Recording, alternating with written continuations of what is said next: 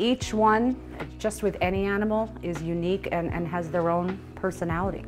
You know, you get to know them. What you doing? The birds that leave here are the perfect match for the people. The mission is basically to rescue as many birds as we're capable of fostering and rescuing, especially ones that are in, you know, dire situations and are clearly being neglected. All right. So we're 100% foster based, and we are limited in the number of birds we can take in by the number of fosters we have actively. Hi, Punch. You know, that's part of our education process. You know, when we have somebody apply to adopt a bird, we have a certain number of visits required. We're giving that person an opportunity to feel a connection with the bird. Bobo is obsessed with whistling the Addams Family theme. It's something else. We can't imagine our family without, you know, birds in the house. A lot of the time, people seem to want a bird. They'll purchase the bird and then they don't realize the work it entails. They don't understand that, yes, if they are frightened, they can and will bite, and that can be very painful.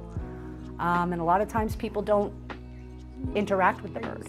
They become, you know, a novelty that people, you know, like to look at, but there's no interaction with the bird to socialize, to make the bird happy and comfortable, and a lot of times those birds come to us. It's easy to buy a bird. It's so easy to walk into any pet store or any breeding facility and buy a bird, and they rarely provide any education on what it's actually like to live with these guys.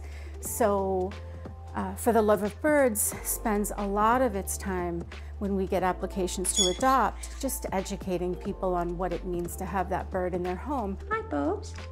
What you doing? We don't have enough homes for the birds we already have in existence.